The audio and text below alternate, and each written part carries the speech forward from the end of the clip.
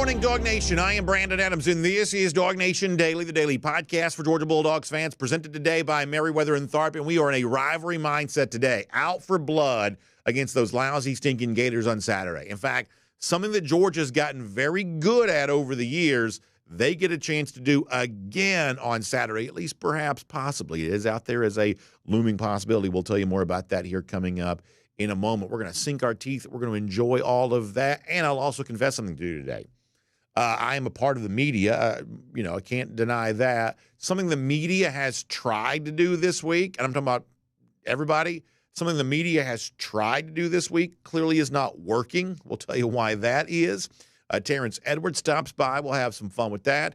Big games around Georgia, Florida on Saturday. We'll talk about some of those.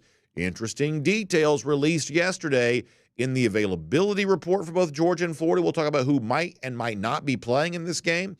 There's wild news about future Georgia-Florida games. We're going to cram a bunch of stuff into the show, and hopefully we'll keep it on and popping the entire time, too. Most importantly, though, we're glad you're here for it. It is DawgNation Daily, the daily podcast for Georgia Bulldogs fans, presented today by Merriweather and Tharp. And it begins right now. Today's episode of DawgNation Daily is brought to you by Merriweather and Tharp, your source for Georgia divorce. Find them online at georgiadivorceteam.com. Presented by DawgNation.com. This is DawgNation Daily, the daily podcast for Georgia Bulldogs fans. Here's your host, Brandon Adams. We are in a rivalry state of mind for today as you get ready for Georgia, Florida coming up on Saturday. A lot of the conversation around Georgia is always going to center around, obviously, a very challenging 2024 schedule, the desire to see Georgia go out and win another national championship, and how this team comes together in that process is sort of the ongoing discussion that we've really been having since January, and obviously we've been having that throughout the fall too. But at a certain point in a week like this, you sort of get away from that for a moment. And for right now, I'm not worried about Ole Miss next Saturday. I'm not worried about Tennessee the Saturday after that, although we will talk about both those teams before the show is done today. But for now, I'm not worried about future opponents. I'm not worried about playoff positioning. I'm not worried about where Georgia's ranked. I am really ready to sink my teeth into a game being played on Saturday for its own sake, a rivalry game where you don't have to have anything else in mind other than your desire to see your team, in this case our Georgia Bulldogs, win again in a rivalry like this, and frankly, to inflict as much misery as you possibly can on your opponent. Now, look, in my life, I try to be a good guy, I try to be a nice guy, try to get along with people as much as I can, and I think that's important to be able to do. But there is also this thing in college football, from a sporting sense, sort of embracing the hated rival is just fun. They do it to us. We do it to them. It's just one of the things that we do to make life more fun. So we definitely get into the idea of making things as bad for Florida as you can possibly make them. And this Saturday, Georgia has a chance to kind of replicate what has been an ongoing storyline in the Kirby Smart era. And this is one of the reasons why, man. You can list a long list of things that makes you like Kirby Smart as the Georgia coach, but the fact that he has totally flipped the script on this Georgia-Florida rivalry may be, even among the national championships, one of my favorite things. I love the fact that when we go down to Jacksonville, all of us who go there, and we walk around those, streets in the city or the coastal towns that you kind of go and stay in, I love the fact that Georgia fans can do that, shoulders back, chin up, standing tall, walking proud, because of the fact that Georgia has just been smacking around those lousy, stinking Gators for about as long as almost some of our audience can even remember here. And on Saturday, they get a chance to do that again. Now, let me tell you what makes this extra sweet just for a moment is because of the switch over to DJ Lagway at quarterback, and because of, and it's kind of funny, for a long time we heard, man, Austin Armstrong, man, this is the brilliant defensive mind. This is the next Kirby Smart. That's their defensive coordinator. Gators fans were falling all over themselves to praise him. All of a sudden now it sounds like whatever Armstrong was trying to push on Florida defensively wasn't really working. They've simplified things and kind of, I guess, almost sort of dumbed down their defense, which, perhaps for Florida was a smart thing to do, just given what they're working with, sort of dumbed down their defense. Now they're playing a little bit better. They're winning some games. They beat, in-state rival UCF. To give you an idea of how far things have fallen for Florida, UCF now counts as a rivalry win for Florida. That's how bad things have gotten. They beat Kentucky. That used to be a given. They won like 30 straight against Kentucky for many, many years. All of a sudden now Kentucky's had Florida's number. Now Florida beating Kentucky counts as a big win. It also gives you an idea of how far things have fallen. They played it close against Tennessee. That represented at least somewhat of an accomplishment. Once again, to give you an idea of how meager the expectations are for Florida, close loss, moral victory. You add all this together, all of a sudden Florida fans feeling pretty good about themselves. They're like, hey, we're getting a little bit better here. We're not the embarrassment we were at the beginning of the season. We're getting blown out by the likes of Miami. All of a sudden now we're at least average. We may be even mediocre. We may not be the worst team in the SEC. They're feeling pretty good about that right now. And this week, Billy Napier kind of gave some voice to all of that, which is all of a sudden the hot seat talk perhaps is kind of quieted down a little bit. Maybe Napier's not going to get fired. He may even be able to stumble around and figure out how to open a water bottle at some point in time. He's not as mad at the rural people anymore the way he was kind of ripping them at one point in time this year. Like the vibes down in Gainesville around the Florida program, man, they're just really good, at least for the moment. Napier talked about that this week. Here's what he said. Yeah, mindset has shifted a little bit, I think. I think the makeup of our team, I just think we're in a lot better place in that regard. It's a production business. We got to go do it on the grass. We played better, the last few weeks, a little bit more like we anticipated playing as a team, certain parts of our team in particular. But, I have a respect for the attitude and the effort of the group, the resiliency of the group. That's the term I would say that's impressed me the most. And again, these things that I've talked about, like the performance character of the group has improved. Sure, there's a noticeable difference in the effort, just the intensity and the execution of the football. But more importantly, I think there's a moral character that allowed them to deal with the criticism and the noise and to stay loyal, stick together, to be solution-oriented, to not splinter, to not point fingers, to continue to. I think that takes some character to do, especially in today's era. So I'm hopeful that'll pay off. Napier talking about going and doing it on the grass, obviously a throwback to the Urban Meyer era where playing while on grass was something that the Florida team, kind of the hallmark of players from that era. But nonetheless, Napier says it. Hey, man, we feel great. We're winning games. There's a new vibe. There's new energy. Everybody's sort of fresh and renewed. Everybody's happy. To hear Billy Napier talk about it, Florida has undergone a tremendous transformation, at least according to his telling of that, and some Florida fans kind of acting that way too here right now. There's always going to be that sort of grasping for some sort of hope, and right now it seems like Florida has a little bit of hope. But here's where things get funny, and from a Georgia standpoint, I think things get kind of interesting, which is that while Napier is saying all the right things, the truth is just below the surface of all of that is a Florida program that is essentially right back in the same spot they were a couple of years ago and then a couple of years before that, which is as a coach, no matter how happy the talk is right now, it is a coach kind of coming into Jacksonville worried about whether or not he might actually get fired. In fact, Matt Hayes, who we've already quoted once this week, writing for USA Today, giving us some information on that while, as he says, to go along with what Napier just said, while there's hope on the field, the future is still cloudy with a group of deep-pocketed boosters that still want to move on from Billy Napier. So, in other words, you just heard all that talk from Napier about all the hope and the renewed energy and the moral character to kind of get through the hard times. But even with that, as Hayes writes for USA Today, deep-pocketed boosters still want to move on from Billy Napier.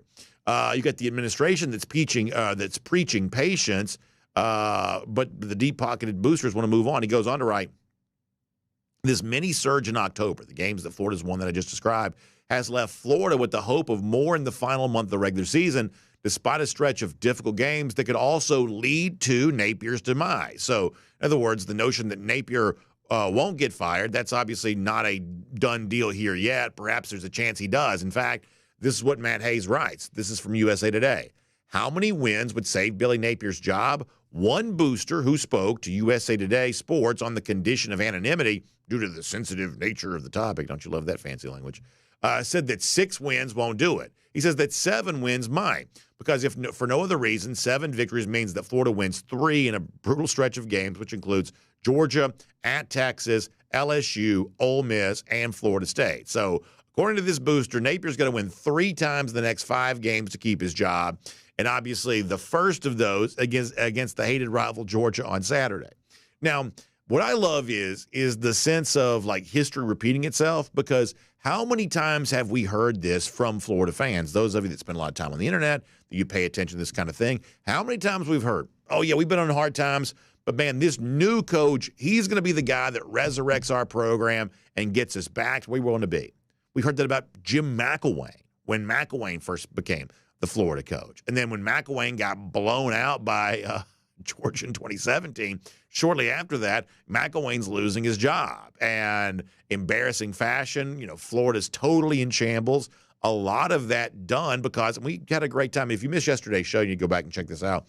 Great time going back down memory lane with Davin Bellamy yesterday, talking about what it felt like after a long losing streak for Georgia against Florida to finally not only see Georgia beating Florida, but to see beating Florida so bad that the Gators fans all left the stadium en masse, their side of the field completely empty, Georgia fans making it a true cocktail party right there in that stadium. And then shortly after that, Jim McElwain's getting fired. The so-called potential savior for that Florida program turned out not to be. But then Florida brought in the coach that was really going to be the savior. We don't have the doofus Jim McElwain anymore, and we don't have any kind of the embarrassment. Remember the whole shark picture thing, which was not McElwain, but a lot of Florida fans were happy to pretend that it was as a way of kind of pushing him out the door. We don't have to worry about all of that anymore. We've got a real coach now, a guy who's been here before, who worked here as the offensive coordinator when Urban Meyer was here, who's been in the SEC. We're going to bring Dan Mullen home. And Kirby, you better watch out, because Dan Mullen's this diabolical genius. He's this offensive play-calling guru. And, man, he's going to, he may not recruit the same level that you do, but he's going to out-coach you. His guys are going to be coached up, and they're going to be ready to go. How many Florida fans told us this? How many media simps told us this over and over again, that Dan Mullen's just such a brilliant play-calling mind, and this is going to be more than Georgia can deal with. And then, lo and behold, 2021, Georgia's dragging Florida up and down the field, and all of a sudden, Dan Mullen in a post-game press conference, we obviously had so much fun with this at the time, is having to sit there and kind of, sulk and pout and realize that much like his predecessor, Jim McElwain, he's essentially going to get fired because of a loss to Georgia. And here we are.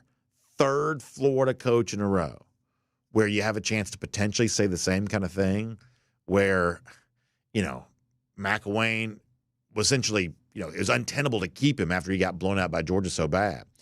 Mullen in 2021, unthinkable that he could stay employed after – yeah, there you go. There's in honor of Halloween here, here's Dan Mullen in the Darth Vader costume if you're watching on video. I mean, we love – I mean, that's as good as it gets, man, right? I mean, Eli Drinkwitz, the Missouri coach, had so much fun with that. I mean, this is going back down memory lane, back when Florida had a coach that we could really make as much fun of as we wanted to. We had a blast with that. By comparison, the sort of dull, dry personality of Billy Napier has never been quite as easy to mock. Now, eventually we've kind of gotten there with some of the water bottle stuff and things like that, but never quite as easy to do. But either way, Napier finds himself on Saturday, same spot that Mullen was in, same spot that McElwain was in, which is no matter how much so-called hope that seems to exist around the Florida program, it all disappears, it all dries up, it all goes away the moment that he gets beat as bad as he possibly could in comparison to what happened in 2017, 2021, and years like that. So you want to really sink your teeth into a rivalry game? This is what it's about on Saturday. Georgia in the Kirby Smart era has just been ruthless. I mean, just absolutely brutal to some of these coaches hanging on by a string. Not just rivalry coaches in a game like this. Think about Gus Malzahn at Auburn. Think about Paul Johnson at Georgia Tech. This has all been documented. Jeff Collins at Georgia Tech, poor thing, barely even stood a chance. Georgia has just been absolutely vicious and brutal to these coaches in these rivalry games during the Smart era. And Billy Napier could be the latest victim of this on Saturday. And then after that, Georgia can get back to the business of competing for championships and all the big things the Dogs could have in store. But on Saturday, it's not about that. It's about being as good as you can in a rivalry. And as unclassy as this is, it's also about inflicting as much pain as you can on your rival. And to force Florida to once again push the reset button on their program, that would be a really juicy thing for these Dogs to be able to do. So get your game face on, get ready for it. It is going to be a lot of fun in Jacksonville on Saturday afternoon. My name's Brandon Adams, and this is DawgNation Daily, daily podcast for Georgia Bulldogs fans, presented today by Merriweather and Tharp. We're glad you're with us. No matter how you get to us, video 10 a.m. across all platforms, radio, Athens Sports Radio 960 The Ref. We love being on there with them.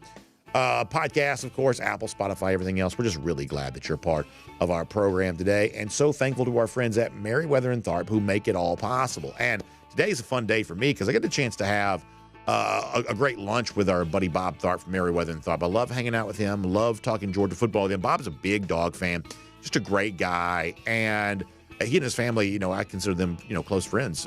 We've obviously seen each other at Georgia games throughout the years, and I love the fact that they're traveling, going to these games, and having fun. It is really cool for me, and I'm going to have another example of this before the show's done today. It's really cool for me, like how many of our sponsors who've obviously been so loyal to us throughout the years are also really big supporters of Georgia football, and Merriweather and Tharp is. They are big-time Dog backers. I love having them on the show because of that, and it is a hearty endorsement from me for them if you find yourself in need of their services. And by now, you know what they are about. They are the Georgia divorce team. And look, I say this all the time, and I don't say it flippantly or casually. I realize that if we're in the midst of talking about all the kind of cool stuff, cocktail party, beating Florida, all that kind of stuff, the moment the word divorce comes up, it is a total change in the mood, the tone of the program. I don't take that lightly. This is not one of those things where we joke about this or we kind of turn this into something that, we don't gloss over this. We confront this head on, which is if you're just like a regular person trying to live your life, you want the happiest circumstances you can get, and that key relationship in your life, your spouse, is one of the most important aspects of how happy you get a chance to be. And if you kind of see that relationship coming to an end, well, obviously you've probably done everything you can to try to prevent that. But sometimes these circumstances are beyond your control, and you may be trying, but the other side may not be trying. I mean, let's just be honest here. Sometimes that's the way that goes. And so you kind of find divorce as an unavoidable next step in your life. Well, going through that the right way, the smart way, is, I think, a really important part of setting yourself up for success in the next season of your life after that divorce. That's what our friends at Merriweather and Tharp are all about. And one of the things I love about recommending them is one of the things they've done after listening to people tell their story and kind of, how all of this impacts them. One of the things they get heavily into is understanding that cost certainty is one of the big questions that people have sometimes. They get into a lot of that, and they realize, hey, for some people, it's a straightforward situation. There's not a whole lot of mess to clean up here. You might be able to do like a DIY service for as low as $99. Or if you want something more traditional, you can get that. Merriweather and Tharp still offers that level of service they've been famous for a long time. You can also get the Model M&T level of service, which includes a payment plan or a subscription, kind of per month payment. People are used to paying kind of subscriptions for things. Merriweather and Tharp's got an option like that for you too. The point is, they want to be creative to sort of meet you where you are from a cost certainty standpoint when it comes to a divorce process. So please find them online. It's GeorgiaDivorceTeam.com for more on that. It's GeorgiaDivorceTeam.com. Merriweather and Tharp is your source for Georgia divorce. All right, we're going to get Terrence Edwards here coming up in a moment. I want to do a couple of things real quick before we get there, and then we'll talk more about this with Terrence. Total confession, as a member of the media, sometimes the media likes the idea of conjuring up a narrative ahead of a game like this. It is interesting to me, though, that one of the narratives that has been tried to, and I don't mean this in a negative way, no one's done this unfairly, it just seems like it should be interesting.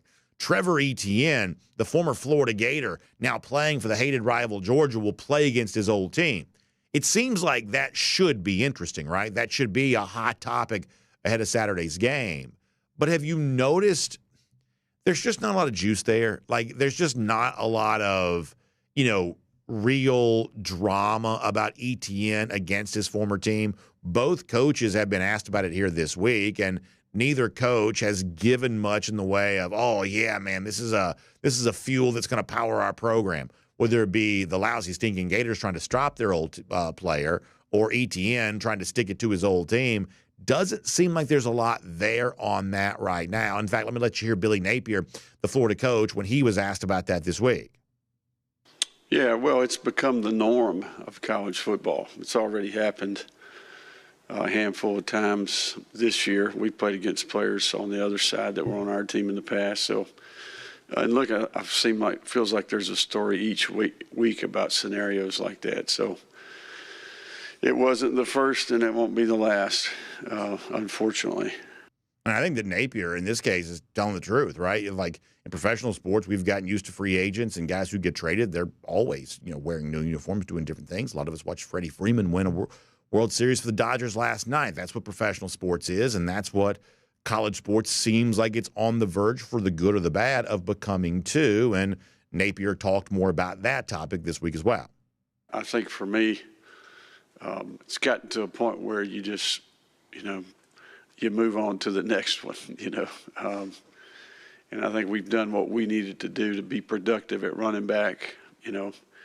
Obviously Jaden Jacoby, Montreal's been very productive for us this year. So, that position for us is at the centerpiece of our offense, and I couldn't be more proud of the guys that we have there. And Coach Luke in particular has done a nice job. But we identify players. We fit them into our blueprint there and the framework for that position, and they produce. They have success.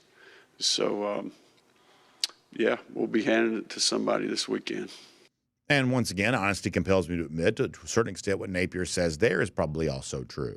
That even without Trevor Etienne, Florida's actually been, fairly effective from a running game standpoint. You can make a case more effective on the ground this year than what Georgia has been.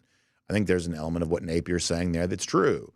On the other side of things, Kirby Smart also asked about Trevor Etienne playing against his old team. And once again, sort of a similar line of, if you're looking for like the extra motivation or the soap opera drama about the former Gator now wearing the Georgia uniform, Kirby, being as honest as I think he's capable of being, just once again sort of says there just may not be much there when it comes to this right now. Here is Kirby's thoughts on that same topic. Yeah, focus on the task. It's not a chance. You don't want to get caught up in emotions and be emotional. I don't think that helps any. Dom's gone through it with Missouri a couple times, and different players. That's part of college football now. We've had kids go down there, so we don't get caught up in it much. I mean, at the end of the day, what's going to make you play well? It ain't worrying about that. Yeah, I mean, we even saw this earlier this year when Georgia played against a former quarterback, which you would think might be a big deal in Brock Vandegrift, a former leader in a national championship defense in Jamon Dumas-Johnson. We said the same thing going to that game, that you might would have thought that would have been a very hot topic going into the game against Kentucky, and it just sort of wasn't. There just is not a lot of juice in this transfer portal age of players playing against their old team. But that doesn't mean that Trevor Etienne can't play a pivotal role in Saturday's game, not from an emotional standpoint and not from a let's stick it to Florida by using an old Florida player to do it to him, although there's part of that I admit would be kind of fun. The real story involving Etienne on Saturday is not the fact that he's playing against the team they used to play for, but it's the role that he could play for this Georgia offense, an offense that needs whatever playmakers he can get in any form or fashion it can get them, including traditional running plays, Etienne perhaps, but also as a threat in the passing game, too. In other words, the fact that he's playing against his old team may not be all that interesting, but how Georgia chooses to use Etienne this week, that could be the really interesting topic ahead of Saturday. And on Tuesday night, Kirby Smart talked about the extra dimension that Trevor could have when it comes to boosting the Georgia passing attack. Yeah, he's a really good receiver. He catches the ball well out of the backfield, as most of our backs do. Nate does, Cash does. He's a really good. I mean, if you play man-to-man, he's one-on-one with the backer. If you play zone, then he can catch the ball underneath and turn it into a big gain. So, those all backs that can catch the ball in the backfield are just, that much more dangerous because it's hard to get through the defensive lines in the SEC. It's much easier when you catch the ball past them. You get to exploit that and have some explosives, and he's a good pass catcher. So ultimately, that may be the thing that matters most here, not the storyline of boy, he leaves Florida, comes to Georgia. He's got something to prove against the Gators. It's Georgia offense just needs as much of a spark as it can possibly get. The creative ways in which Trevor Etienne can be used, showcasing that in Jacksonville, that may be the most interesting thing to see of all. And that is around the doghouse here today on DawgNation Daily, presented by Merriweather and Tharp. Now, we've got plenty more on Georgia, Florida here in our show before we're done, including some interesting things from both teams on the availability report that was released yesterday. But for now, more on Etienne, what he might be able to do against his old team on Saturday, and the future of this rivalry getting a little bit clearer with the big announcement yesterday. Let's cover all of that and more as we welcome on the great former Dog, Terrence Edwards, here today on DawgNation Daily, presented by Merriweather and Tharp. From Athens and across the SEC or wherever the recruiting trail may lead, here's a DawgNation.com insider. Let me bring in Terrence Edwards here right now. Talking about Trevor Etienne a moment ago, Terrence. I guess let me start with this. Do you kind of agree that, people have sort of expected the Brock Vandagriff, Jamon Dumas-Johnson thing to be a big deal? It never really quite got to that. I think a lot of folks kind of think, a former Florida player now plays for Georgia. That would typically be a pretty spicy thing in this rivalry. And frankly, a couple of years ago, when Brenton Cox was playing for Florida against Georgia, I guess maybe at that time, maybe it kind of was. But for whatever reason, and I'm a guy that looks for any kind of drama I can find, especially in this rivalry. I like stirring it up. I won't pretend that otherwise on that. But it doesn't really feel like we're kind of getting there in terms of Trevor Etienne and any kind of energy about this against his old team. Do you see that differently, or have you noticed the same thing? I think it's because the players really don't care as much as the fan base and the media about teammates transferring to the opposite team. As you can see, once the Kentucky game was over, how many players went up to Brock and went up to Dumas, because at the end of the day, that's their brother. At the end of the day, they understand in most cases why kids transfer. In Brock's case, Brock had an opportunity to go be a starting quarterback. Brock also, I think, if I'm not mistaken, also graduated from the University of Georgia. So, I think the storyline will come more from the media and the fans upset about it than the players make it out to be. Yeah, I mean, it's one of those things. You played professionally, and at a certain point, it's about, hey, I got to find a place to get a job and sort of feed my family and take care of stuff like that. And if I'm playing for the Falcons one week and the Panthers the next week, then so be it. This is a profession, and this is about the overall bottom line. And I don't love the way in which college football is becoming more and more like the professional version of the sport, but that is probably the professional mindset on display, is it not? Most definitely. And I think a lot of the teammates know when a player is probably going to transfer, and a lot of the teammates know that he's going to get into the portal and possibly go to another team. There may be some that don't like it, but I think for the most part, people have that mindset that people are going to transfer. And I just take it a step farther. It is trickling down to the high school level. It's trickling down to the youth level, that people may be your teammate one day and playing for the opposing team the next. So it's not uncommon in football now. That's just the way of the world. And I will say this, and we'll get back to the topic at hand.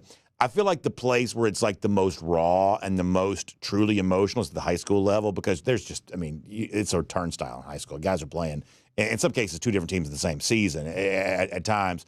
And I feel like there is a lot of juice around that. When you got a guy that leaves his sort of hometown team and goes and plays for the crosstown rival, unlike the NFL and college where, people kind of make peace with that, I feel like there's still a lot of raw emotion around that in high school, and you're a high school coach, so you probably have your own perspective on that. But would you kind of agree that the one place where like a transfer is still a big deal, even though it happens all the time, is probably at the high school level? Yes, that's the reason, because the high school is still supposed to be the most purest form of football, where we're getting to college football right now, and it is really becoming a business. Professional is a job, but high school is supposed to be the most purest form of high school of football, because there's no business. It's community based. It's supposed to be the players that you grew up with. Every player that I graduated high school with, I played rec football with them in the rec league. So now when a kid transfer out in the middle of the season and now, or even the next season, he's playing for the crosstown rival or a team, it comes with a sense of you don't have pride for your school and your community. I think that is the biggest thing that high school that I have. Everybody knows me. I'm a Washington County Golden Hawk through and through, and I have pride for my high school 25 years later. I think that is missing in high school football, especially when a kid transfer out mid-year or the next year and playing for the crosstown rival.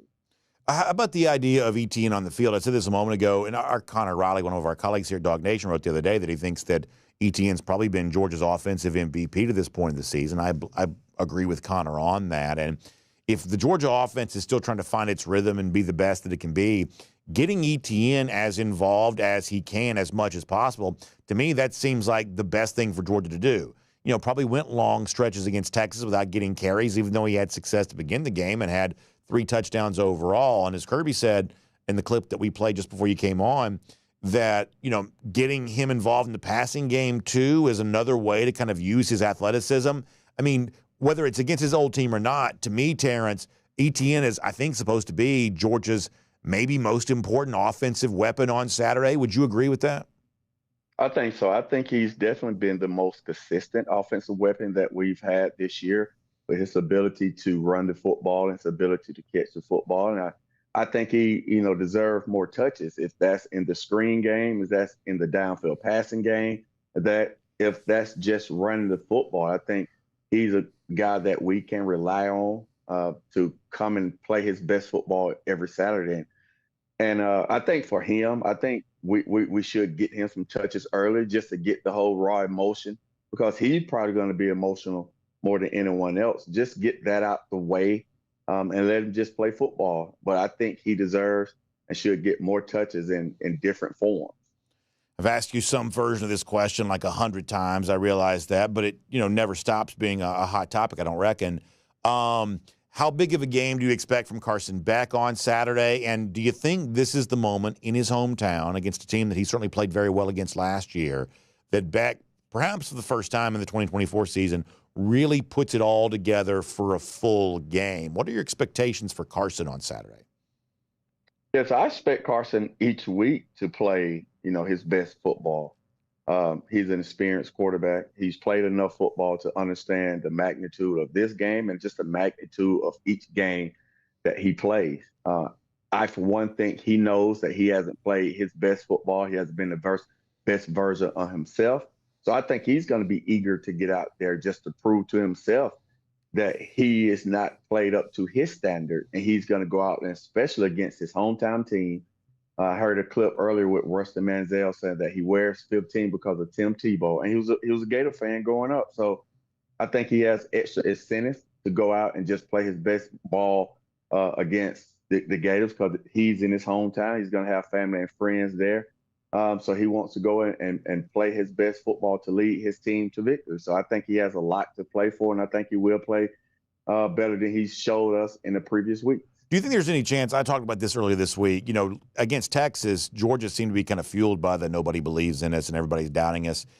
That fueled Georgia that day. There's a chance that Carson, a little bit like Stetson Bennett used to be, there's a chance that he kind of gets a chip on his shoulder about the fact that he has been so openly and publicly doubted, in some cases from media, in some cases from Georgia fans. Do you think there's a chance that Carson takes a little bit of a page from Stetson Bennett's book and goes out there with a little bit of an edge to him of, man, I just want to show people how wrong they are about me? I mean, I still think that Carson's a really good quarterback, and I still think that he's going to have, a good season by the time this season's done. But there's obviously been some negative chatter around him.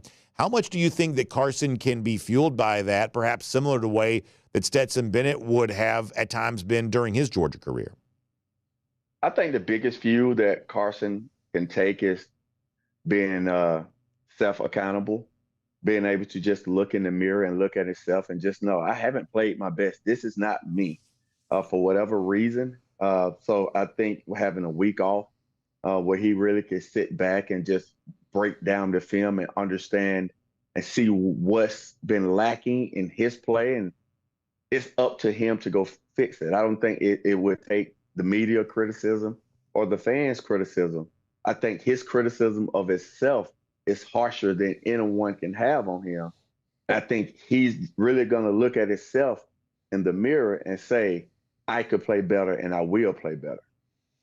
I think that's interesting. Turning the attention to the Georgia defense for a moment, we saw the best version of that we've seen all year long, I think, against Texas a couple of weeks ago. Certainly impressive against Clemson too, but against Texas, a very impressive version of the Georgia defense. And it's kind of reminiscent of, some great defensive moments for Georgia in its national championship era in Jacksonville against Florida. The 2021, kind of right there before the end of the first half, that really comes to mind when Nolan Smith and Nakobe Dean kind of went wild, and the rest was sort of history.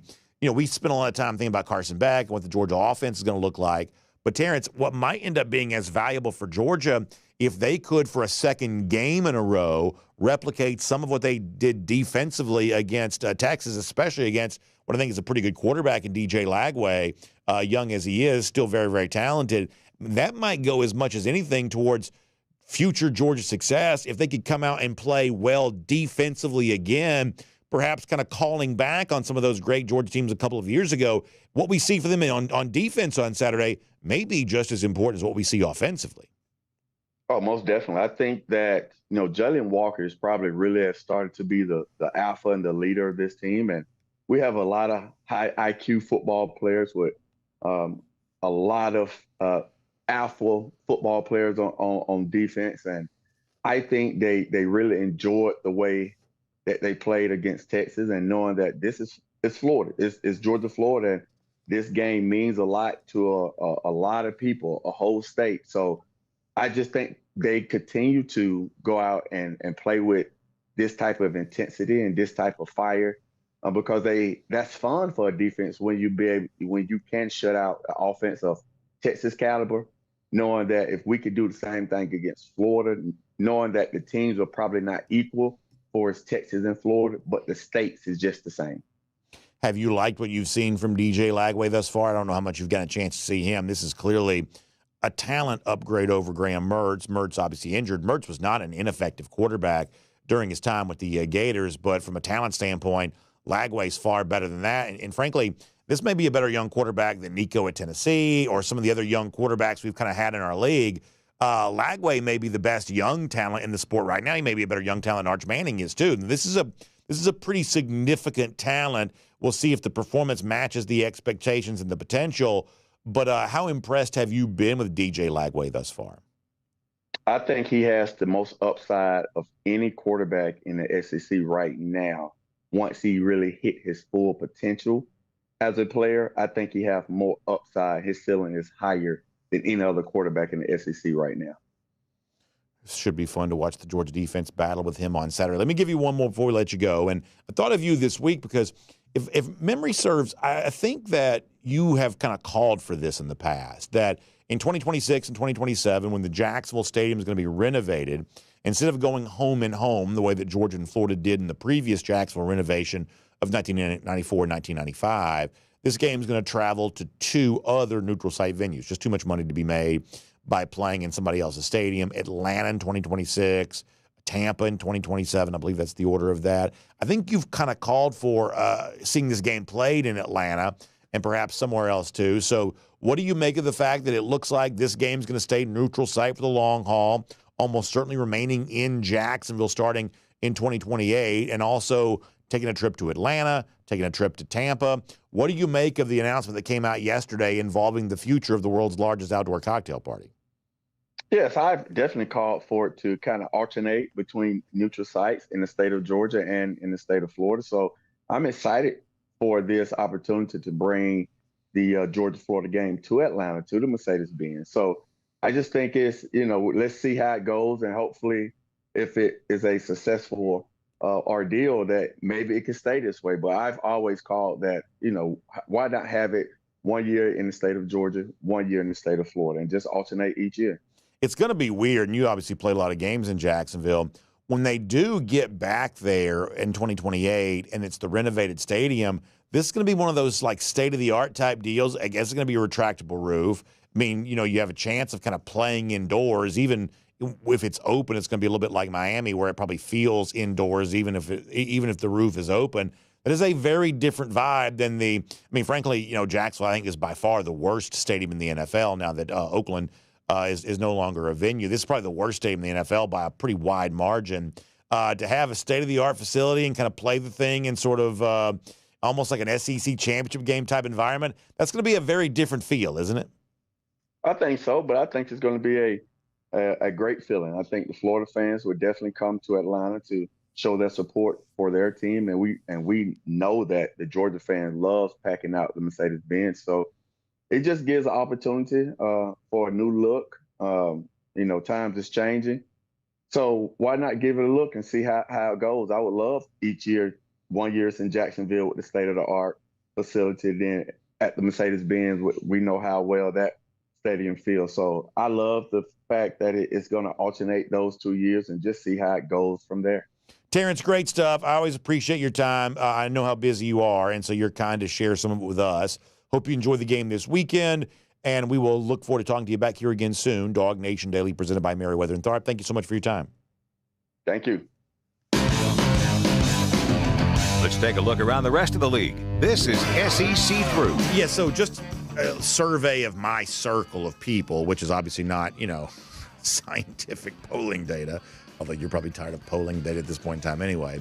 But just within my circle, the sense that I get is that the people in the Atlanta area who are not necessarily Georgia fans are pretty excited about Georgia, Florida being here, for a year. It seems like kind of a cool thing. But of the people in my circle who are Georgia fans, they are not that excited about playing this game in Atlanta. Terrence says that he is. A lot of Georgia fans, it seems like they're not. Even those who are kind of pro-cocktail party, the people that would prefer to keep the game in Jacksonville, I think like the idea of, for the 2 years, the renovation to kind of do, which some of us are old enough to remember, the kind of one-off home and home, like happened in 1994 and 1995, to do that for 2026 and 2027. That's just not going to happen. It was interesting yesterday on the coaches teleconference.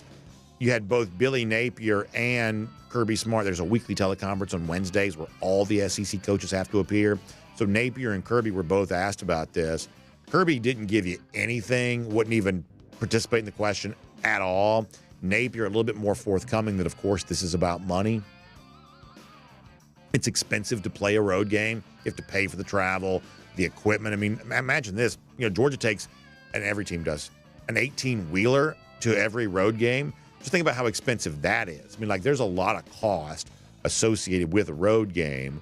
So not only if you lose the neutral site money, not only is that money you don't get, but it's also money you'd have to spend out of your bank account to kind of go play in Gainesville. Neither team wants to do that. So it's not going to happen. So you got this situation here where it's going to be Atlanta and Tampa. I said before, I wanted the game to be in Orlando. I wanted us to do like a DawgNation invasion of Disney World or something like that. I think that'd be fun. But that's not to be had. Not going to happen here for now. Either way, though, the game looks like it's going to be staying in Jacksonville for some time to come. We got more Georgia, Florida coming up here in a moment. But prior to that, let's get ready to go cruising around the SEC, courtesy of Royal Caribbean. And, man, I love Royal Caribbean cruise vacations. Y'all know that. And one of the things I want you to experience in 2025, if you have not yet, it's a chance to be Perfect Day Coco Cay. This is the cool thing about Royal Caribbean is the ship itself is a destination. I told you yesterday, you get all the big, neighborhoods, the specialty restaurants, things like that. But it's the destination that you go to that makes the experience so much fun for me. And I'm talking about Perfect Day Coco Cay. This is, to me, the thing that sets apart a Royal Caribbean cruise vacation, not just from any other player in this space, but any other kind of vacation you can have, like a land-based vacation, something like that. To me, nothing is more fun and enjoyable than that chance to be at Perfect Day Coco Cay on a wonderful ship that's already got so many cool things going on while you're on the ship, but also going to a great private island destination. I just think that it's an experience you need to have if you haven't had it before, and you need to do it again to take advantage of all the great things going on. The Thrill Island Water Park, the chill side of the island, the Hideaway Beach, the adults-only enclave, which is kind of a cool thing, kind of like a Vegas-style pool party. I think that's a really important part of a Perfect Day Coco Cay experience. Let me try to say that again. Sometimes I get talking a little too fast. Perfect Day Coco Cay. Jessica Slater knows how to say it, and she knows how to tell you all about it. She can help you get it booked up, too. Give her a call, 770-718-9147. That's 770-718-9147. You can also email her, jslater@dreamvacations.com, and she can tell you all about that. By the way, Joseph Kennedy in our Facebook comment section has a Beat Florida in here, Flarda. That's how the folks, those rural fans that Billy Napier doesn't like very much, that's what he call it. That's what they would call it. They call it Florida. That's what Georgia's going to try to do there on Saturday. We got more on that here coming up in a moment. Let's get ready to go cruising around the SEC, courtesy of Royal Caribbean right now. Now, I said to begin the show that Saturday is a day for Georgia to think nothing of future games, future opponents, the chance of winning a championship. It is simply about, in a game unto itself, beating up on your rival, making them as miserable as you possibly can, and reveling in that misery if you're lucky enough to kind of induce it. That's what Saturday is about. However, that doesn't mean that there isn't at least a little bit of curiosity about the Georgia opponents of the next couple of weeks, both kind of facing interesting showcase-type games for slightly different reasons. You know, Ole Miss, as a 7.5-point favorite, gets ready to go to Fayetteville, Arkansas. Sam Pittman's been pretty good against Lane Kiffin head-to-head matchups, especially from a talent perspective. You think about the imbalance there. Pittman's essentially exceeded expectations every time in 4 previous matchups in this battle of coaches. And for Ole Miss, they're obviously faint playoff hopes kind of hanging by a string here right now. And I think one of the interesting narratives for the Rebels right now is just how different offensively they've been in SEC games this season in comparison to the laser light show they were putting together in non-conference games before they kind of got into this SEC slate. This was a team that when they're playing like the weaker opponents, they're putting up 50 points. They're just, roller skating to very easy wins. And, Kiffin, to his credit, obviously not always the sharpest guy, I don't think, not always the most serious guy, but to his credit, he did acknowledge this. As they were getting ready to step out of the sort of weak sister part of their schedule into the SEC play, he admitted to being a little concerned about, the way in which the preseason part of their slate had set them up for what was coming next. And I would say what we've seen from them offensively kind of bears all that out. They have had some offensive struggles. They're not the same team against SEC play here thus far. So going on the road against Arkansas will be a preview, I believe, of what they can do against Georgia. This is a team that sort of acts like it's missing Quinshon Judkins, the running back now at Ohio State. This is a team that, was kind of gearing up for a big run for the playoff. And with a record this year similar to what it was a year ago, that's where they'd be. But as it stands right now, they're already sitting on 2 losses with the entirety of the month of November still to come here. So how dangerous is Ole Miss ahead of next Saturday's game hosting Georgia? We won't find out all of that simply by how they play against Arkansas, but the Razorbacks at times have been a kind of a live dog here this season. And seeing if Arkansas can go into that venue in Fayetteville, meet expectations, win with some margin, I think that's pretty interesting. I'd say a similar thing about the next opponent for Georgia on the other side of Ole Miss, that, of course, being Tennessee. And by now, Tennessee kind of the same way in that the success they've enjoyed, including the game against Alabama a couple of weeks ago, a lot of this coming because of what Tennessee is able to do defensively right now. Offensively, this is just not the Josh Heupel offense we've come to expect. And we are deep enough into the season now to say Nico Iamaleava, the quarterback for the Vols, as of right now, I think it's fair to say he is not what he was, I think, supposed to be here this year. Still young enough that could change, but this was a guy we were told was commanding millions of dollars out of high school, a big sort of bonus baby addition to Tennessee a couple of seasons ago. Right now, that's not the way that Nico is playing. He's still a dangerous quarterback. He's obviously very good with his legs. But this is not a Tennessee offense that's special in the way that it would have been in 2022. A lot of that's not necessarily even just Nico's fault. They don't have the great wide receiver play here right now.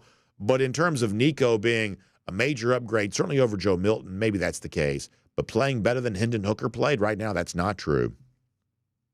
But they do host Kentucky on Saturday. Kentucky's a team that I believe is essentially quit on the season. I don't think Mark Stoops has any desire to be there, would have loved to have left. His opportunity to do that got thwarted.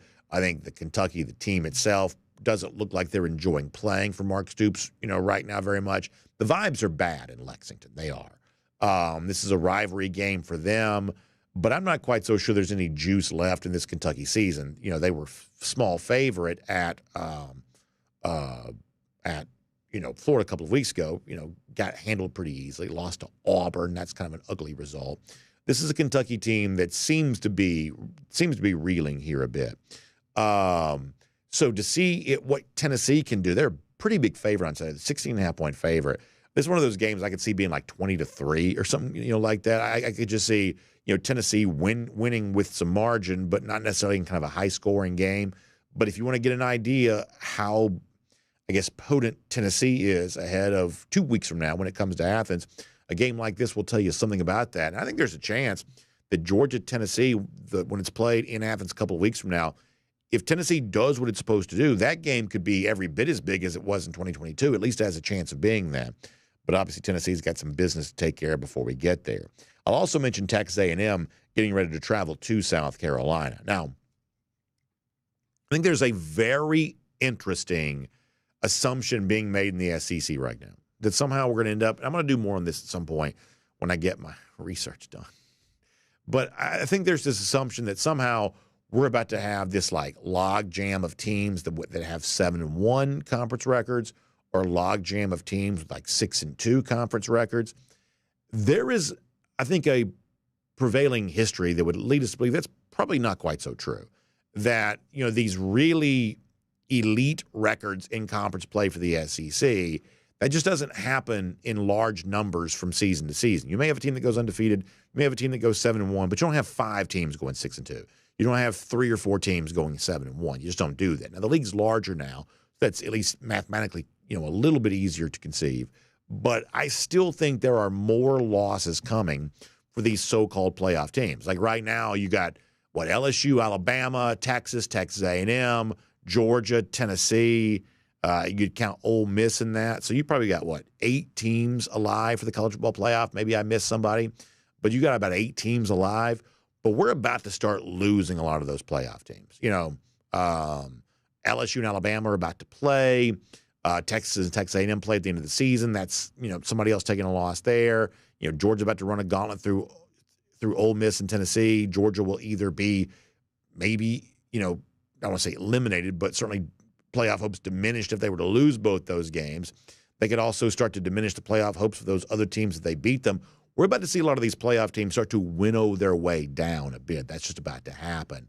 And you kind of wonder for Texas A&M, who has been the hottest team in the SEC, can they avoid all of this? Like when you look at what they've done, we've been saying this, for the team that has to go and do it multiple weeks in a row, that's one of the reasons why we were, I think, correctly on the side of A&M last week, is because we said for LSU, kind of comfortable win at Arkansas the week after a big, dramatic kind of shootout style win against Ole Miss.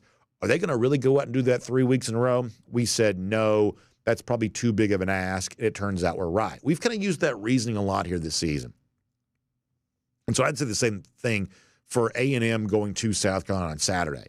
Aggie's only a very small favorite here, only about 2.5 points inside of a field goal right now. To me, that's a pretty big indicator that a lot of people see the same thing. For as good as Texas A&M has been, the truth is there's a moment in which maybe the clock strikes midnight. They're not going undefeated in conference play. They're not going to win the SEC. That at a certain point, it does just kind of come back to earth. Even if you like Mike Elko, and even if you're overall impressed with what they've done, asking them to do it week after week after week, eventually that gets to be too big of an ask. And so in danger in Columbia on Saturday against South Carolina, I could see that being true. I want to mention one more thing just very, very quickly here, and then we'll get back to Georgia, Florida. There's a weird story out there about the in-helmet communications. I think The Athletic has done some reporting on this. I think ESPN's done some reporting on this, where apparently you ever have like a car get recalled, like a vehicle gets recalled for various things? Apparently these helmet systems are being recalled because supposedly the communication, the online, bandwidth where the communications are sort of housed, I guess they feel like it's not secure. It's not resistant to being hacked, basically. And we don't know a lot of the details on this, but apparently somebody somewhere seems to think that someone gained access to some of these helmet communications, which is a little bit, kind of calls back to the Connor Stallions thing of last year. People kind of wondered if these helmet communications could be corrupted. Apparently, Apparently, there's some fear they can be. I'm going to get on a soapbox for like 30 seconds, and then I'm going to move on, I promise. Like, if cheating is this rampant, we got a problem, right? I mean, it's like, what are we teaching our kids if it's just a given that anybody anywhere in college football is going to use any mechanism they can to cheat as obviously and aggressively as some programs seem to be, whatever that kind of cheating is, sign stealing, like gaining access to the in-helmet communication, that's essentially spying, that's espionage at that point. There's all kinds of other things that go on here too. Like at a certain point in time, like, isn't that a problem? I mean, I'm talking about morally. I don't know. To me, it's just sad.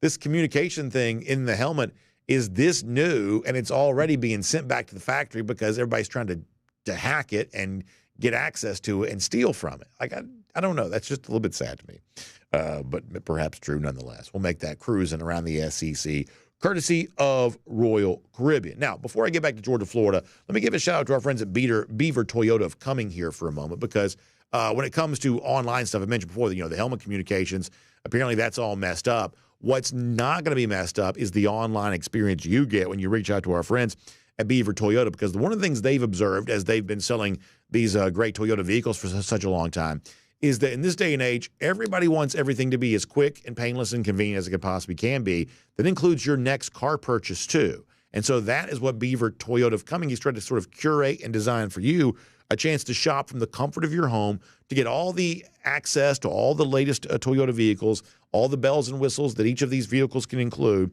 but be able to do this without having to go in and kind of kick the tires and kind of be in person, to do this conveniently from your own home. It's fast. It's really kind of fun. I mean, who doesn't love online shopping as it is, including shopping for your next vehicle? And it's convenient, especially if you're like seemingly everybody these days, very busy lifestyle. It's kind of hard to schlep across town. So online makes that so much better. And you'll have more time for doing the things that you want. And in addition to that, not only can you shop for your vehicle online, when you find the perfect one for you, they'll deliver it right to you. It's all done from the convenience of your own home, which is an amazing thing. So I want you to check out our friends at Beaver Toyota of Cumming online. It's beavertoyotacumming.com. That's the website. beavertoyotacumming.com for more on that. Okay, so I told you there's a couple of interesting things to know with the Georgia-Florida availability report. As I put this on the screen here, I want you to just gawk at what is undoubtedly the ugliest graphic I've ever put together. Sometimes sort of hard to find the two, pieces of content that sort of fit well together. You get the Florida thing overlapping the headline of the Georgia deal. I was going to go and put a logo or something on top of the Georgia football thing, and I just decided not to. It's the names you care about. The prettiness of the graphic is not all that important necessarily. But let's talk about a couple of these names here right now. Good news on the Georgia part of this. You do see Tate Ratledge upgraded to probable. That would be certainly good news. It was the Florida game that was initially sort of targeted as a return date for him. So seeing him as probable on the first availability report of the week at least has to have, kind of some, level of positivity to it, although that could change with availability reports as they continue to come out during the week. Also, Jordan Hall here is probable. And when I've been asked the question over the course of the last 2 weeks if anybody, would maybe be coming back for the Florida game, this was always the name that I sort of centered on, because it certainly seems like Hall has been really trying to work hard to get himself back. And perhaps this game going to provide him the chance to do that. And listen, this is a guy who I think still has a very high upside as Georgia defensive lineman. So his return, if it does take place, would allow Georgia to have some much-needed depth. Also, we got the confirmation, if you needed it, that both Janelle Aguero and Dan Jackson will be out the first half of this game for targeting. Honestly, I mentioned this to Mike yesterday. I only learned this. I mean, I have, like a lot of people, did not know much about the appeal process for targeting, did not realize the Ohio State guy had won his appeal, after the game against Nebraska last Saturday in that kind of final drive that ended up kind of, fizzling out and allowed Ohio State to get that win. So the Buckeye defensive back did win his targeting appeal, but in this case, Aguero and Dan Jackson did not. They'll both be out for the first half. So that is a pretty big deal for Georgia, down two very important defensive backs. However, on the Florida side of this, there are also some significant names too. Now, This can change as we go through the week. Perhaps some of this is, gamesmanship here. But a couple of the names that jump out to you right away, Eugene Wilson, the wide receiver, that's a very big playmaker. Florida without him, I think, would be a pretty big deal to their offensive hopes. And then Montrell Johnson, the running back, he's not listed as out right now. He's listed as questionable. Did not play, I don't believe, for the lousy, stinking Gators in their last game against Kentucky. So this has been a lingering thing here. He was also injured, I think, to begin the season, too, I believe.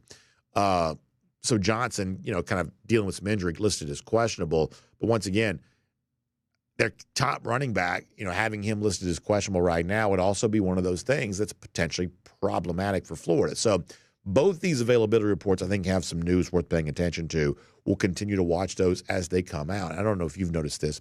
I certainly have. It's interesting to me that because of the availability reports, coaches know they have to do this, and I think the last one that comes out right before the game, that's the one you can get fined for if you don't have the accurate information.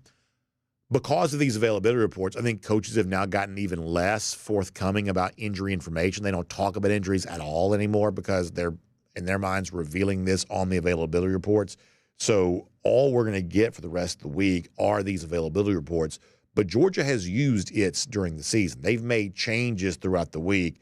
And so we'll see how, if anything, changes with Georgia and Florida, too, for that matter. Now, speaking of Florida, one of the things we love about the Sunshine State, our friends at Daytona Beach. And one of the things I'm so proud of right now is that here on DawgNation and DawgNation Daily, of course, we're doing the ultimate beach getaway giveaway courtesy of our friends at Daytona Beach. So I want you to get involved with this here right now.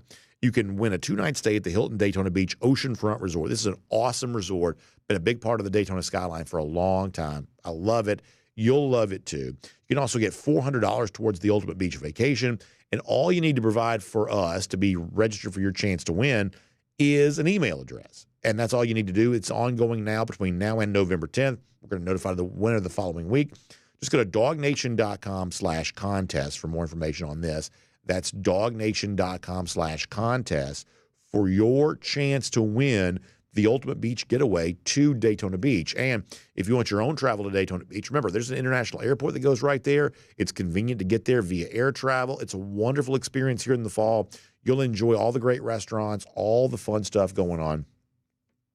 You will love all of that. And this fall with DawgNation and DawgNation Daily, you have your chance to win a great getaway to Daytona Beach, too. So go to DawgNation.com/contest for more on that. All right, fun golden shoe today. Obviously, tonight is Halloween. Now, I'm not like Kaylee and Jeff last night on Before the Hedges presented by Kroger. No costume for me. I'm just dressed up as your typical Gator hater, which is pretty much the way that I dress each and every day. But that doesn't mean there aren't some great costumes going on here. A different Kaylee, our friend Kaylee from Laster Tractor sent this to us. We love our folks down there at Laster Tractors.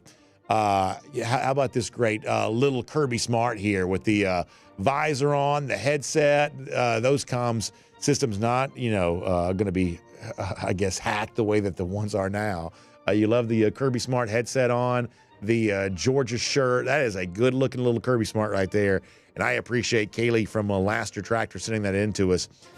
Very much worthy of a golden shoe here today. And for everybody getting ready to have some Georgia-themed Halloween costumes, you get your Georgia-themed Halloween decorations. Y'all send some of that stuff into us. That's really fun stuff. We will enjoy that. And we'll remind you that the lousy, stinking Gators, long time since Florida's beaten Georgia. And, man, on Saturday, it's not going to be easy. It's going to be a fight for our lives. But we got a chance to see that number survive and be preserved and to watch it keep on climbing. That's what it's all about. It's 1,454 days here right now. And after Saturday, who knows how high it can climb. But you got to take care of business against those lousy, stinking Gators first. So let's enjoy that. Y'all have a great day. We'll see you back here tomorrow. DawgNation Daily, presented by Merriweather and Tharp. We'll look forward to talking to you then. And on video, time now for the R.S. Andrews Cool Down.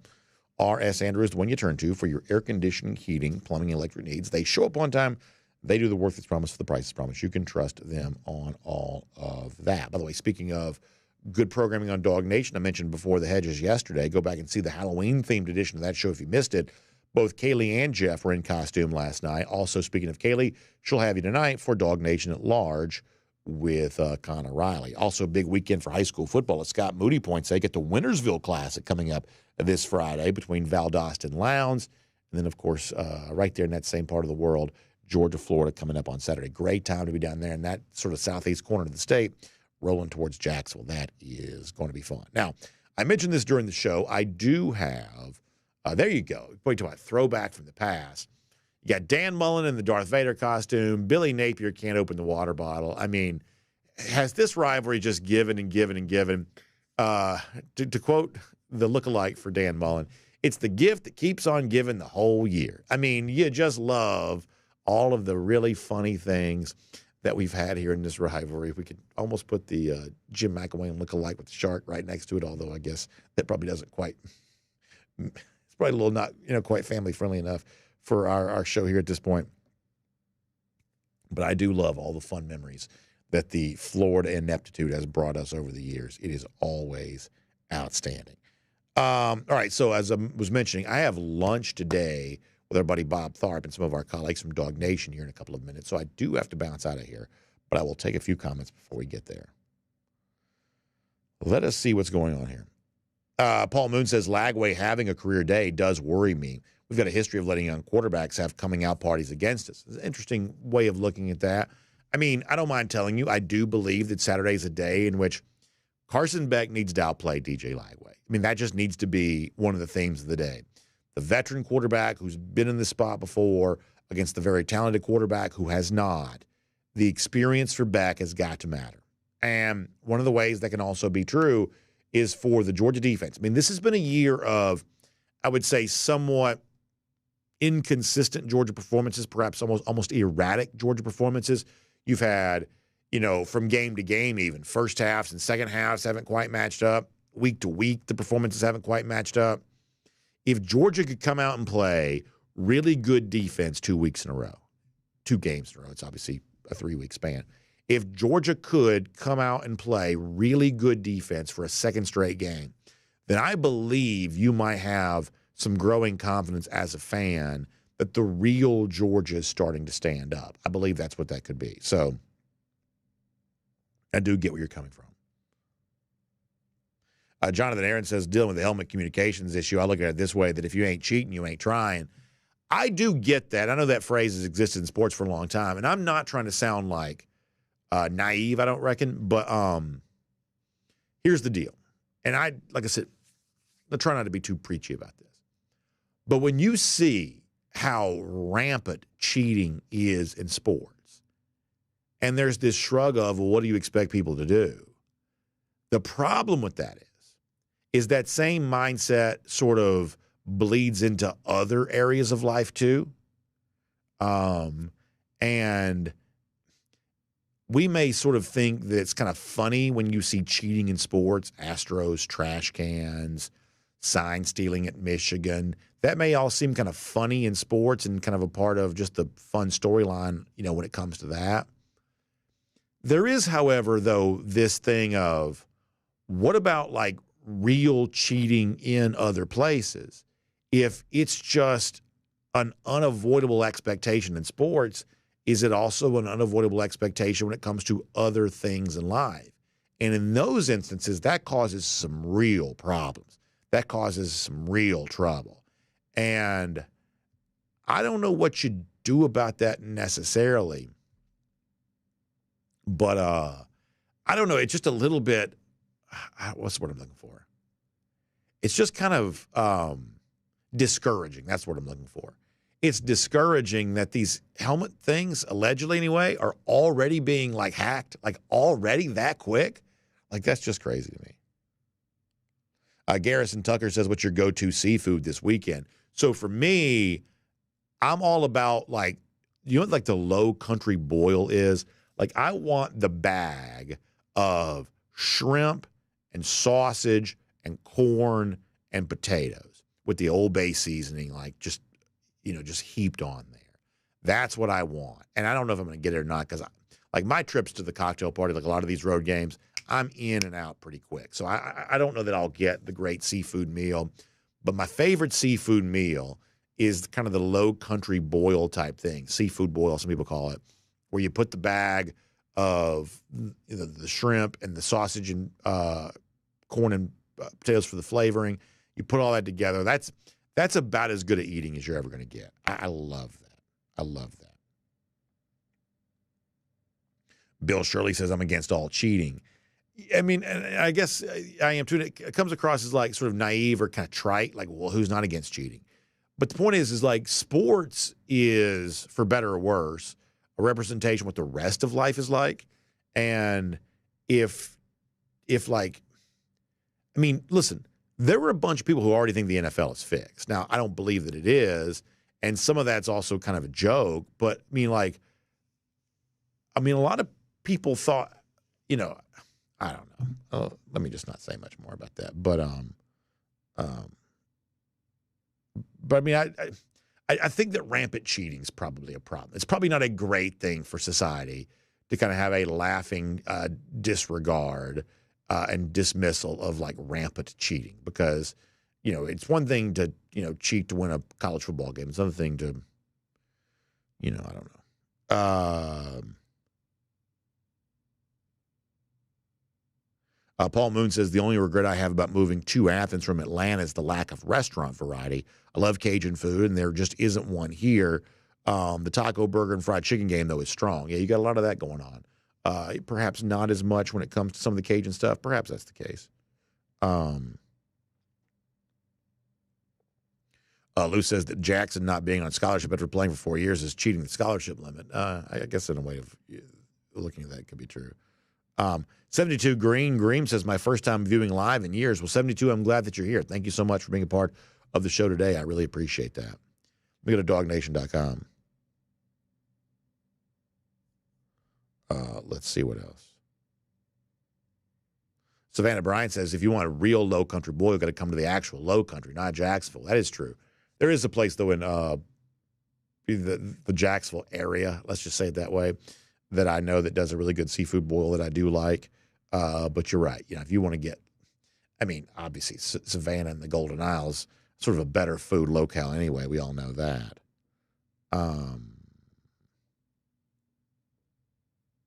Brooke Dog says, Melinda Durham, who's, Coach Hugh Durham's wife, used to make the best low country boil.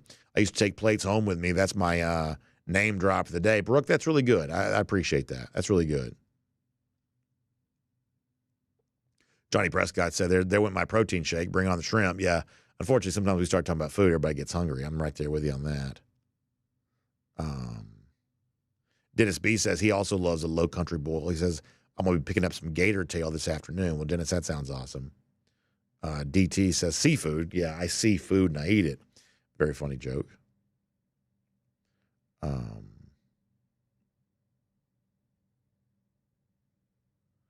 UJ Marine on Michigan throwing money at recruits. Yeah, obviously right now Shamari Earl's a guy that, Georgia's having to seemingly fight hard to keep. For sure. Let us see. Martino Dog also mentioning Brunswick stew. Yeah, listen, I love Brunswick stew. I love it. Love it. I like all different kinds of Brunswick stew, too. I've never really had what I would call bad Brunswick stew.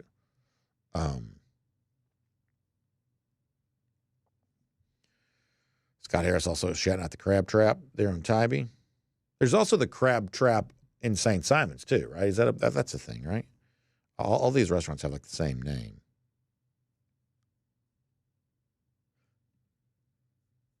Let me go to Facebook here for a moment.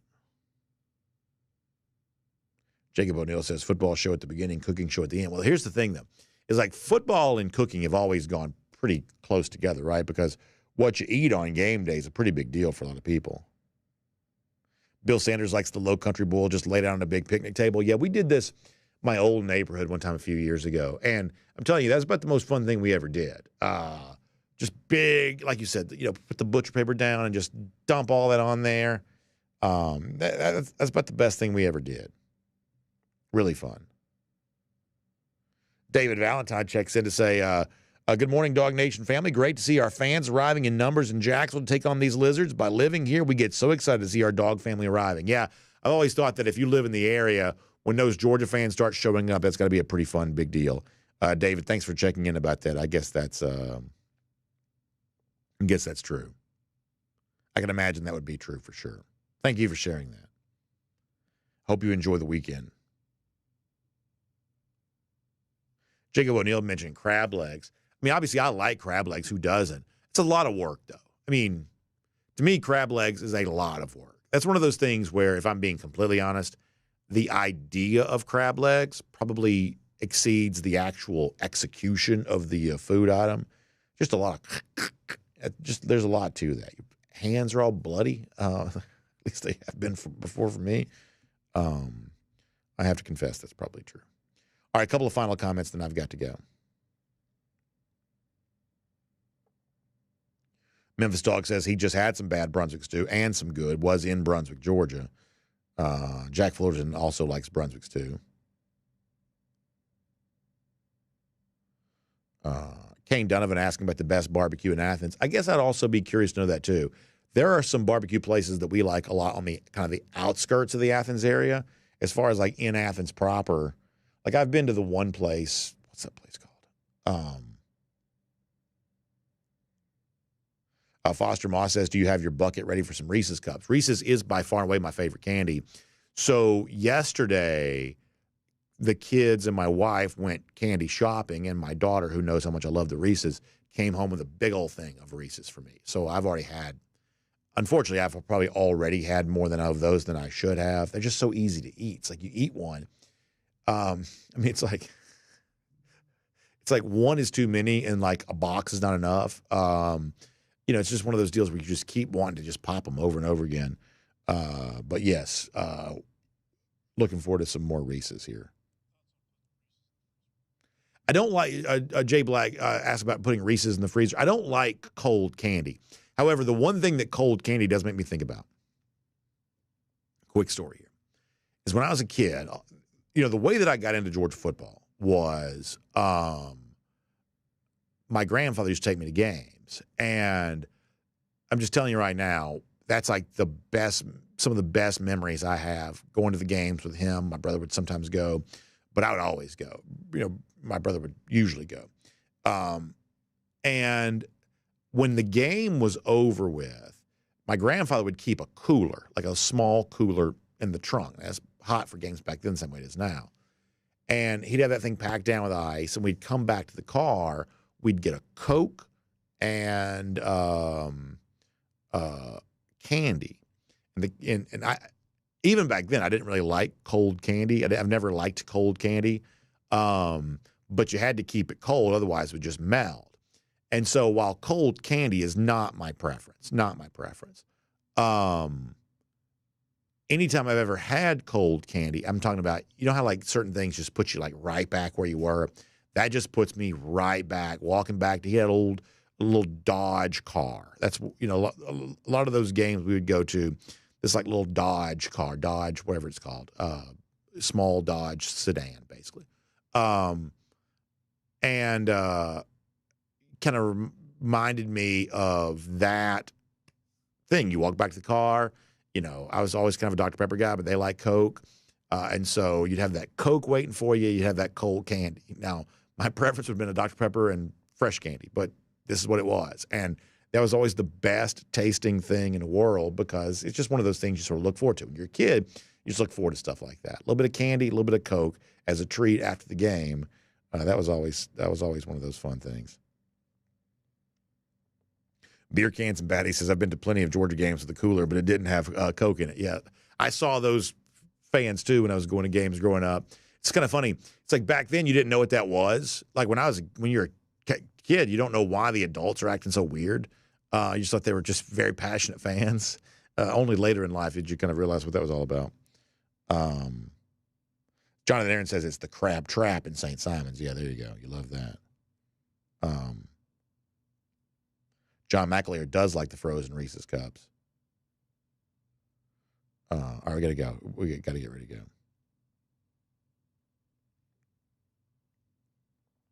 go. Shaka Khan giving you a shout out to a great spot there in Darien. Darien's a beautiful part of the state, man.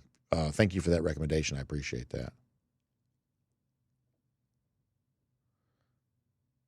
By the way, Cousin Eddie says he's still honoring Mullen with his YouTube handle all these years later. Yeah, some things like that Die hard for sure. For sure that's the case. All right. Somebody mentioned the fries at Crab Trap. Those are the ones who are like really like heavily breaded. I'm remembering that from when I was a kid, right? Like they're really like, I mean, they're fried. Like they're like fried. I feel like I remember that from when I was a kid. Garrison Tucker says the best seafood is here in the great state of Hawaii, but the best in Georgia's Crab Shack and Tybee. So there you go. Yeah, I mean, like I've been to Hawaii. My wife and I took our honeymoon to Maui many, many years ago. I will say that I don't know that my palate is sophisticated enough for a lot of like what's thought to be the best of like the Hawaiian seafood, because a lot of that fish is not cooked, and that's like sashimi and things like that. Like I am a redneck from North Georgia. I don't know what to do with sashimi. I can barely even say it. Like that. Like raw tuna and stuff like that. That's a big part of like you go to some of those, places. Even places on the beach in Maui are basically serving up like raw tuna. That's a little bit hard for me to know what to do with. All right, I've got to go. Speaking of lunch, I got to go do one here. So thanks to all of you for being here today. We got another big show tomorrow. Getting you ready for that cocktail party. Getting you ready for a fun weekend. Enjoy your Halloween tonight, your candy, your costumes. Man, soak it all up. I love that. I'm excited about enjoying that with my family too, right? It's kind of funny. Georgia, Florida, and Halloween are always very closely connected on the calendar. Two very different events, but kind of typically happening the same week. So we'll do that tonight. We'll get ready for cocktail party tomorrow. Also, check out RS Andrews online, rsandrews.com, for your air conditioning, heating, plumbing, and electric needs. They show up on time. They do the work that's promised, the price that's promised. You can trust them on all of that, including, if you need to, water heater replace same day. You don't have your cocktail party weekend get ruined. Get that water heater going and replaced. Plumbing emergencies, RS Andrews is a name to consider for all of that. So online, rsandrews.com. We'll see you back here tomorrow. DawgNation Daily, presented by Merriweather and Tharp. We'll look forward to talking to you then.